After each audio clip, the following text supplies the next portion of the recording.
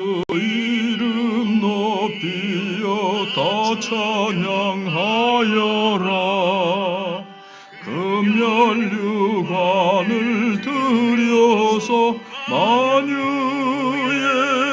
주 찬양. 금면류관을 들여서 만유의 주 찬양. 주 예수 당한 고난을 못 잊을 죄인아, 내 귀한 법에 바쳐서 만유의 주 찬양. 내 귀한 법에 바쳐서 만유의 주 찬양.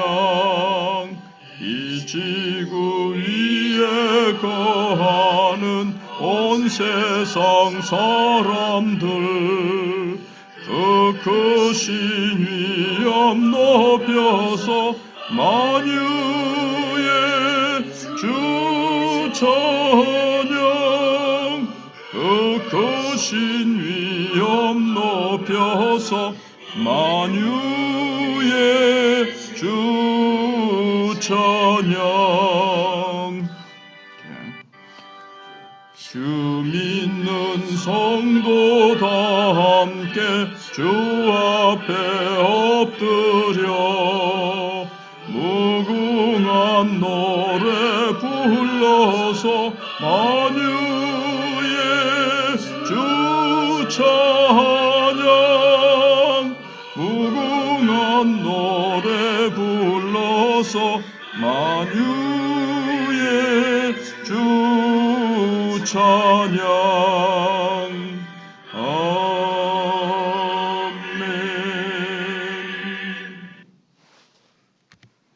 오늘 말씀 다니엘 4장 19절로 37절입니다.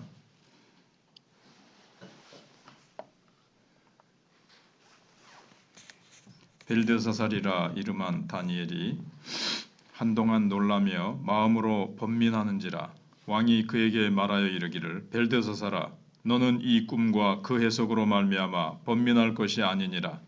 벨드사살이 대답하여 이르되, 내 주여, 그 꿈은 왕을 미워하는 자에게 응하며 그 해석은 왕의 대적에게 응하기를 원하나이다. 왕께서 보신 그 나무가 자라서 견고하여지고 그 높이는 하늘에 닿았으니 땅 끝에서도 보이겠고 그 잎사귀는 아름답고 그 열매는 많아서 만민의 먹을 것이 될 만하고 들짐승은 그 아래에 살며 공중에 나는 새는 그 가지에 깃들었나이다. 왕이여, 이 나무는 곧 왕이시라. 이는 왕이 자라서 견고하여지고 창대하사 하늘에 닿으시며 권세는 땅끝까지 미치심이니이다. 왕이 보신즉 한 순찰자, 한 거룩한 자가 하늘에서 내려와서 이르기를, 그 나무를 베어 없애라. 그러나 그 뿌리의 그루터기는 땅에 남겨두고 새와 노줄로 동이고 그것을 들풀 가운데에 두라. 그것이 하늘 이슬에 젖고 또 들짐승들과 더불어 제 몫을 얻으며 7대를 지내리라 하였나이다. 왕이여, 그 해석은 이러하니이다. 곧 지극히 높으신 이가 명령하신 것이 내 주 왕에게 미칠 것이라. 왕이 사람에게서 쫓겨나서 들짐승과 함께 살며 소처럼 풀을 먹으며 하늘 이슬에 젖을 것이요 이와 같이 7대를 지날 것이라. 그때에 지극히 높으신 이가 사람의 나라를 다스리시며 자기의 뜻대로 그것을 누구에게든지 주시는 줄을 아시리이다. 또 그들이 그 나무 뿌리의 그루터기를 남겨두라 하였은즉 하나님이 다스리시는 줄을 왕이 깨달은 후에야 왕의 나라가 견고하리이다. 그런즉 왕이여, 내가 아뢰는 것을 받으시고 공의를 행함으로 죄를 사하고 가난한 자를 긍휼히 여김으로 죄악을 사하소서. 그리하시면 왕의 평안함이 혹시 장구하리이다 하니라. 이 모든 일이 다 나 느부갓네살 왕에게 임하였느니라. 12달이 지난 후에 내가 바벨론 왕궁 지붕에서 건일세 나 왕이 말하여 이르되, 이 큰 바벨론은 내가 능력과 권세로 건설하여 나의 도성으로 삼고 이것으로 내 위엄의 영광을 나타낸 것이 아니냐 하였더니, 이 말이 아직도 나 왕의 입에 있을 때에 하늘에서 소리가 내려 이르되 느부갓네살 왕아 내게 말하노니 나라의 왕위가 내게서 떠났느니라. 네가 사람에게서 쫓겨나서 들짐승과 함께 살면서 소처럼 풀을 먹을 것이요 이와 같이 7대를 지내서 지극히 높으신 이가 사람의 나라를 다스리시며 자기의 뜻대로 그것을 누구에게든지 주시는 줄을 알기까지 이르리라 하더라. 바로 그때에 이 일이 나 느부갓네살에게 응함으로 내가 사람에게 쫓겨나서 소처럼 풀을 먹으며 몸이 하늘 이슬에 젖고 머리털이 독수리털같이 자랐고 손톱은 새 발톱과 같이 되었더라. 그 기한이 참에 나 느부갓네살이 하늘을 우러러 보았더니 내 총명이 다시 내게로 돌아온지라. 이에 내가 지극히 높으신 이에게 감사하며 영생하시는 이를 찬양하고 경배하였나니 그 권세는 영원한 권세요 그 나라는 대대 이르리로다. 땅의 모든 사람들을 없는 것 같이 여기시며 하늘의 군대에게든지 땅의 사람에게든지 그는 자기 뜻대로 행하시나니 그의 손을 금하든지 혹시 이르기를 내가 무엇을 하느냐고 할 자가 아무도 없도다. 그때에 내 총명이 내게로 돌아왔고 또 내 나라의 영광에 대하여도 내 위엄과 광명이 내게로 돌아왔고 또 나의 모사들과 관원들이 내게 찾아오니 내가 내 나라에서 다시 세움을 받고 또 지극한 위세가 내게 더하였느니라. 그러므로 지금 나 느부갓네살은 하늘의 왕을 찬양하며 칭송하며 경배하노니 그의 일이 다 진실하고 그의 행하심이 의로우심으로 교만하게 행하는 자를 그가 능히 낮추심이라. 아멘. 주제는 제목은 교만한 자를 낮추시는 하나님이십니다. 주제는 하나님은 자기 자랑을 늘어놓는 교만한 자들의 무릎을 꿇리시고 하나님을 왕으로 고백하게 만드신다라고 라는 것입니다. 겸손이란 무엇입니까? 그것은 사람 앞에서 자기를 낮추는 것이 아니라 절대 능력을 가지신 하나님 앞에 자신을 낮추는 것입니다. 반대로 교만은 하나님 앞에서조차 자기 의를 자랑하는 것입니다.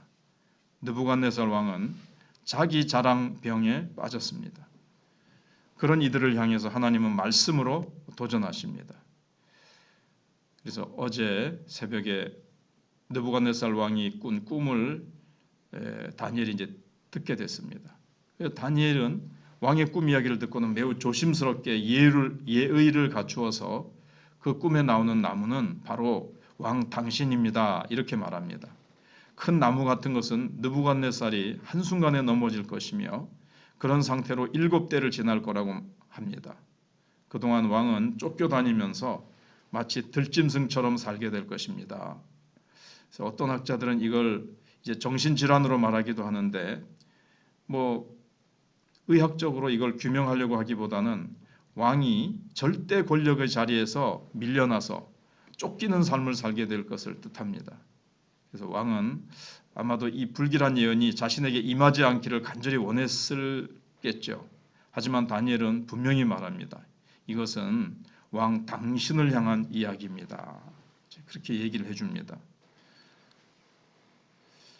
그런데 다니엘로부터 이 참 끔찍한 가공할 만한 예언을 들었으면서도 왕은 12달 동안 공의를 행하고 가난하고 어려운 자들을 돌아보는 이런 일을 하라 하면 죄를 사하라.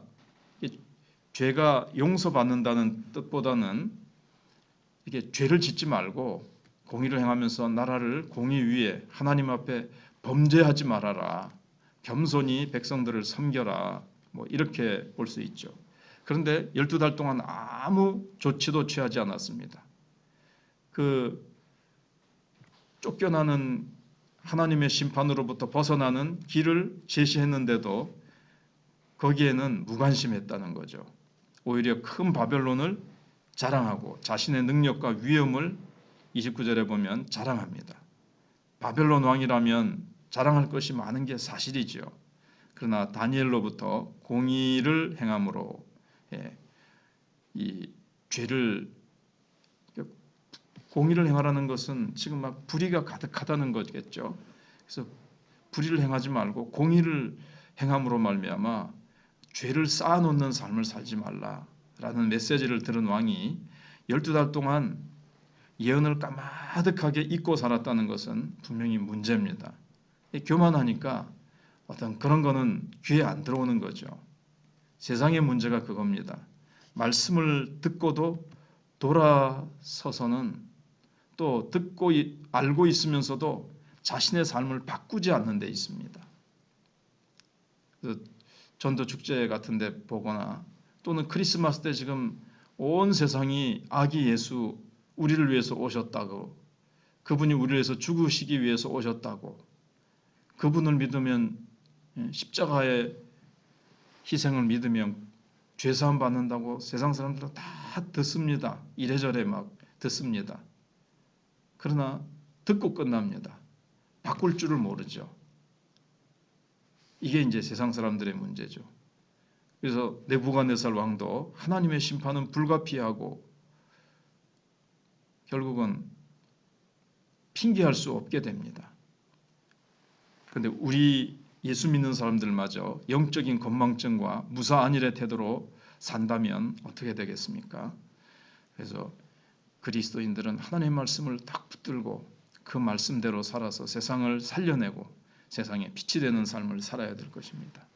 그래서 하나님의 때가 다 찾아 왕은 짐승 같은 삶을 이제 그러니까 때가 됐을 때 그렇게 하고 이제 정말 말씀이 응해서 쫓겨나서 짐승처럼 하늘 이슬을 맞으면서 막 손톱이 막 새같이 자라고 뭐 이게 이제 깎지를 않으니까 막 새같이 길게 이제 막 되고 막 정신은 짐승같이 막 돼가지고 아마 이렇게 숲속 같은 데나 막 들판에서 막 이렇게 막 배회하면서 짐승처럼 이제 사는 거죠. 근데 여기 7때가 지난다는 걸 보니까 7년 동안 그런 삶을 살다가 때가 다 찾아 왕은 짐승 같은 삶을 청산하고 왕의 자리로 돌아오게 됩니다. 갑자기 이제 34절에 근데 갑자기 이제 하늘로부터 그가 잃어버렸던 정신을 이제 되찾고 하나님이 그래도 긍휼을 베푸셔서 이게 이제 그루터기죠. 하나님께서 그 나무를 뿌리째 뽑아버리지 아니하시고 느부갓네살 왕이 나중에 하나님께서 정신이 돌아와서 모든 것이 하나님이 왕이시고 하나님이 다스리시고 하나님이 왕을 세우시기도 하시고 폐하시기도 하신다는 것을 깨닫는 순간 하나님이 다시 왕위로 회복시켜 주십니다. 이게 하나님의 은혜입니다. 이렇게 교만한 자를 그냥 하나님 폐해버리지 아니하시고 다시 회복의 기회를 주신다는 것, 놀라운 은혜죠. 그래서 돌아온 왕은 이런 고백을 합니다. 한마디로 얘기하면 하나님이 자기 뜻대로 모든 일을 행하시나니 우리 인간이 감히 하나님께 뭐라고 말할 자가 누가 있겠느냐, 이런 것을 이제 깨닫고 고백합니다. 왕은 잃어버렸던 이전의 영광도 되찾고 나라의 위엄도 다시 찾은 후에 하늘이 하나님을 찬양합니다. 절대 권력을 가지신 하나님께서 자신과 같이 교만한 자를 낮추셨음을 37절에 인정합니다. 그러니까 하나님께서는 어떻게 보면 그 당시에 가장 높은 자리에 있었기 때문에 가장 교만한 느부갓네살 왕을 낮추시고 그의 입에서 하나님이 영광을 받으시는 그 고백을 받아내시는 하나님이심을 여기서 보게 됩니다. 예루살렘 성전을 불사르고 하늘 높은 줄 모르며 살았던 왕을 향해서 내 위에 내가 있다라는 메시지를 하나님이 느부갓네살 왕에게 주신 것입니다. 그래서 교만한 자를 낮추셔서 겸손한 무릎을 꿇게 만드시는 것은 하나님이 베푸실 수 있는 가장 큰 은혜입니다. 그냥 그대로 내버려두면 하늘 높은 줄 모르고 올라가다가 그냥 밑으로 곤두박질할 텐데 하나님께서 겸손히 낮추시고 깨닫게 하시는 것, 이게 바로 하나님의 은혜입니다. 그래서 이 세상에 오직 유일한 왕은 하나님 한 분이십니다. 세상의 가장 큰 왕을 무릎 꿇리신 진정한 왕 하나님께서 바로 우리의 주님이 되십니다. 그런 하나님을 우리가 잊고 살아서는 안 됩니다. 하나님이 왕이시다. 나는 하나님께 속했다. 나는 하나님의 모든 계획과 뜻에 순종하며 살아야 된다. 나의 모든 삶은 그분의 것이고 왕이신 하나님 앞에 나는 신하로서, 물론 우리는 자녀이기도 하지만 또 종으로서 주님의 주권적인 뜻 앞에 늘 우리가 겸손하게 무릎 꿇고 그리고 주님은 비록 나무를 베어내시지만 그루터기의 긍휼을 잊지 않으신다는 것을 우리가 기억하고 이제 은혜를 베푸시는 주님 앞에 겸손히 나아가 늘 주님 앞에 충성하고 기도하고 주님의 뜻을 따라서 늘 주님과 동행하는, 주님을 늘 의지하는 삶을 살아가야 되겠습니다. 기도하겠습니다. 하나님 감사합니다.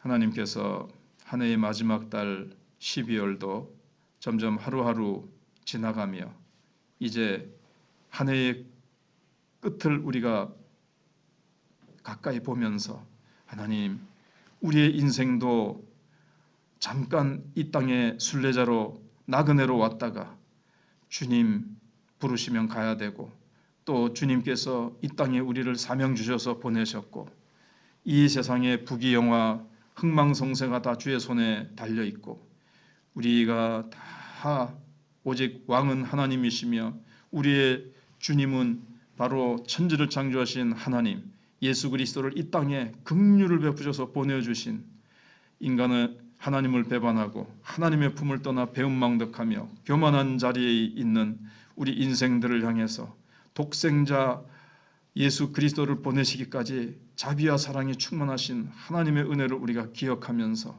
정말 우리가 겸손히 주님 앞에 무릎 꿇고 늘 깨어서 기도하며 늘 깨어서 찬송하며 늘 깨어서 충성하고 하나님의 마음을 품고 저 하나님 알지 못하고 교만이 하늘을 뚫을 듯이 치솟는 이 악한 세대에서 우리가 하나님만이 왕이시라고 증거하는 저희들 되게 해 주시옵소서. 그러한 삶을 살아가게 해 주시옵소서. 예수가 주시고 예수 그리스도가 우리를 구원하시기 위해서 낮고 천한 구유해 오시고 이 인간 세상에 우리와 똑같은 육신을 입고 오셨다라는 이 복음 메시지를 이 성탄의 계절에 우리의 가슴에 품고 우리가 평강을 누리며 감사 기뻐하며 또 이 소식을 증거하게 해 주시옵소서. 오는 주일 또 사람들을 초청하여 주님 앞에 그들이 나올 때에 예수 그리스도를 그들이 볼 수 있도록 눈을 열어 주시옵소서. 귀를 열어 주시옵소서. 저희들도 눈과 귀가 열려서 정말 저 죽어가는 자들의 탄식 소리, 더 나아가서 지옥에서 들려오는 내 형제, 내 가족들 이곳에 오지 않게 해주셔서 하는 부자의 그 지옥에서 들려오는 탄원 소리를 우리가 영으로 듣고 우리가 이 땅에 있는 동안 한 영혼이라도 더 건져내기 위해서 몸부림치고 나아가는 저희 마청교회가 될 수 있도록 하나님 은혜를 베풀어 주시옵소서. 이제 권사투표 후에 하나님 시험 없게 하시고 모든 것이 잘 또 마무리될 수 있도록 하나님께서 사람들의 마음을 또 우리에게 지혜를 주시고 또 계속해서 세워진 일꾼들과 또 봄에 보충하려고 하는 모든 일들 속에도 하나님이 함께하여 주시기를 원합니다.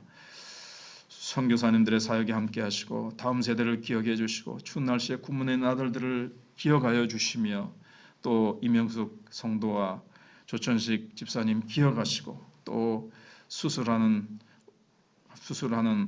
우리 김영애 권사님 기억해 주시고 그 외에도 환우들을 기억해 주시옵소서. 연약한 우리 권사님들 또 우리 환우들이 있습니다. 하나님 돌보시옵소서. 연말을 향해서 나아갑니다. 하나님께서 우리에게 변화와 회복과 새해를 향한 소망으로 충만케 해주시기를 바라옵고 예수님 이름으로 기도하옵나이다. 아멘.